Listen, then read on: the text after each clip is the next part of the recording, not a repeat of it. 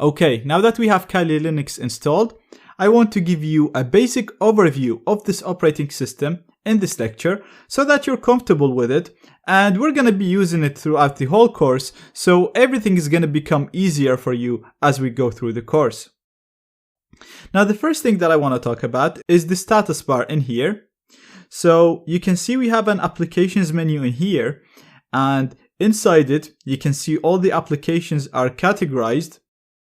So we have information gathering applications, vulnerability analysis, web application analysis, reverse engineering, and so on. So you can go on each one of these entries and just select any program that you want to run. And the next menu that we have is the places, which shows you the most common places in the file system. So we have home, we have the desktop, we have the documents, downloads, and so on. So you can access the places from here and then you click on home, or you can just click on the files icon in here on the left, and both of these will bring you to the home directory, which is actually the root directory. So it says home in here, but the actual location of this, if I do Control L, you'll see it is /root. So inside this, you can see we have our downloads, music, pictures, similar to the way that you'd have it in Windows and OS X.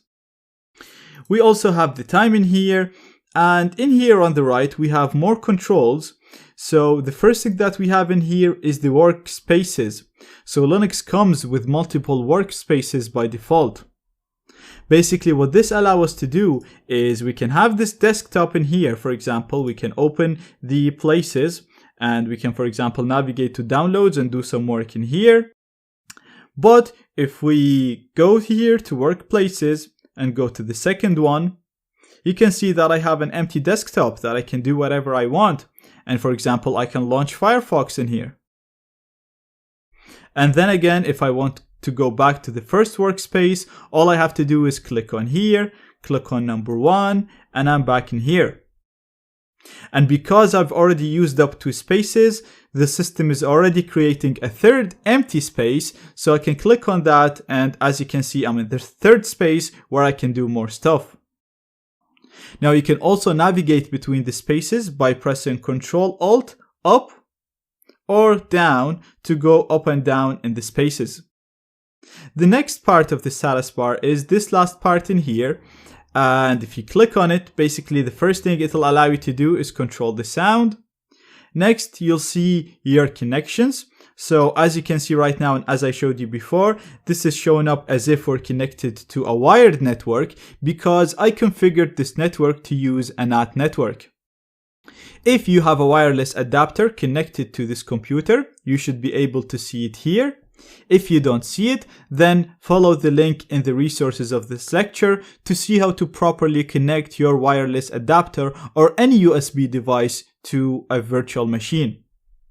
Now I should note, you can only use external USB adapters in order to access Wi-Fi networks from Kali. You cannot use the built-in Wi-Fi card.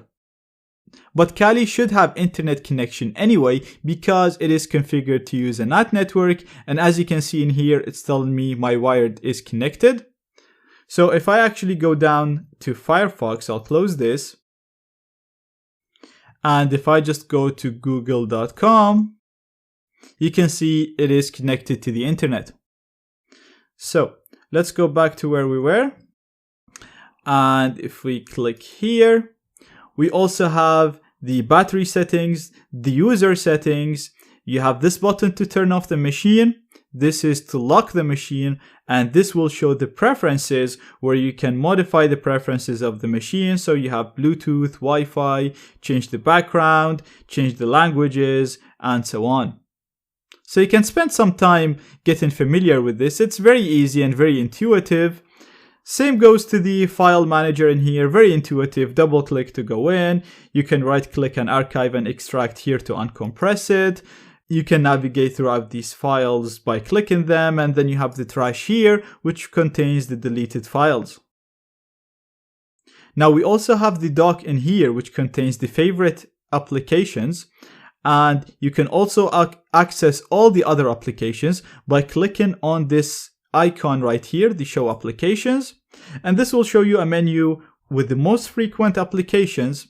And then if you click on all, it will show you all the available applications.